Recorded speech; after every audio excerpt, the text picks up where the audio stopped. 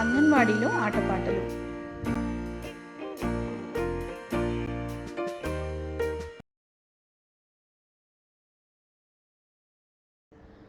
నమస్కారం.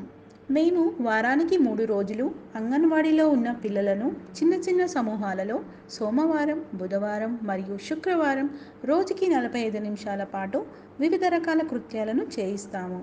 ఇందులో హాజరు, పునశ్చరణ, అభినయ గేయాలు, కథలు, సంఖ్యలు, అక్షర పఠనం మరియు హోంవర్క్ ఉంటాయి. మనం వారానికి 3 రోజులు పిల్లలతో ఎలాంటి కృత్యాలు చేయబోతున్నామో ఇప్పుడు తెలుసుకుందాం. సోమవారం చేయబోయే కృత్యాల గురించి తెలుసుకుందాం. హాజరు. పిల్లల పేర్లు పిలిచినప్పుడు వారు వారి స్థానంలో నిలబడి ఎస్ టీచర్ అని చెప్పమని చెప్పాలి. ఇప్పుడు పిల్లల చేత నవ్వడం, ఏడవడం అనే కృత్యాన్ని చేయించండి. తరువాత శుక్రవారం మనం ఏ కృత్యం చేశాము మరియు శనివారం అమ్మ మీకు ఏ కథ వినిపించింది అని పిల్లలను అడగండి మరియు చర్చించండి. తరువాత పిల్లలతో సంభాషించండి. ఉదాహరణకు, కుక్క మీ ముందు మొరగడం ప్రారంభిస్తే మీకు ఎలా అనిపిస్తుంది?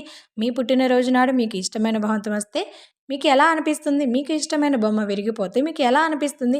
ఈ కృత్యం కోసం వివిధ రకాల భావోద్వేగ వ్యక్తీకరణ ప్రశ్నలను ముందుగానే సిద్ధం చేసుకొని పిల్లలను అడగండి. తరువాత చందమామ రావే, జాబిలి రావే అనే అభినయ గేయం పాడించండి. ఇప్పుడు మీరు నేర్పిన అక్షరాన్ని బోర్డు మీద రాయండి. ఆ అక్షరం ఏమిటి అని అడగండి. ఇప్పుడు పిల్లలకు పాత వార్తాపత్రిక ముక్కను ఇవ్వండి. బోర్డు మీద రాసిన అక్షరాన్ని పాత వార్తాపత్రికలో కనుగొని ఆ అక్షరానికి ఒక వృత్తాన్ని గీయమని చెప్పండి. పిల్లలు సరైన అక్షరానికి వృత్తం గీశారా అని తనిఖీ చేయండి. అదేవిధంగా మిగిలిన అక్షరాలను ఒక్కొక్కటిగా వెతికించండి. తరువాత అక్షరమాల పఠనం చేయించండి. చివరిగా వారికి రాకుమారి రెక్కలను తయారు చేయమని హోంవర్క్ ఇవ్వండి. బుధవారం రోజు చేసే కృత్యాలు. హాజరు. పిల్లలు వారు వంతు వచ్చినప్పుడు వారి స్థానంలో నిలబడి ప్రెజెంట్ టీచర్ అని చెప్పమని చెప్పండి. ఇప్పుడు పిల్లలతో బంతిని విసురుట అనే తమాషా కృత్యాన్ని చేయించండి. తర్వాత సోమవారం మనము ఏ కృత్యం చేశామో అని పిల్లలను అడగండి మరియు చర్చించండి. తరువాత వారి స్నేహితుడను పరిచయం చేయమని పిల్లలకు చెప్పండి. ఉదాహరణకు, మీ స్నేహితుడిని పేరు, అతను ఎక్కడ నివసిస్తున్నాడు, అతని ఇష్టాలు ఏమిటి మరియు అతని అయిష్టాలు ఏమిటి అని మొదలైన వాటి గురించి చెప్పమని పిల్లలను అడగండి. తరువాత పిల్లలకు ఒక కథను వివరించండి. కథ తర్వాత మీకు కథ ఎలా అనిపించింది, మీకు కథ నచ్చిందా? ఇలా కథ ఆధారంగా సరళమైన మరియు కష్టమైన ప్రశ్నలు కూడా అడగండి. ఇప్పుడు కథ ఆధారంగా చిత్రాలను గీయమని పిల్లలను ప్రోత్సహించండి. పిల్లవాడు ఏ చిత్రాన్ని గీసాడో తప్పకుండా అడిగి తెలుసుకోండి. తర్వాత సంఖ్యా పఠనం చేయించండి. చివరిగా హోంవర్క్ తనిఖీ చేయండి. శుక్రవారం రోజు చేసే కృత్యాలు.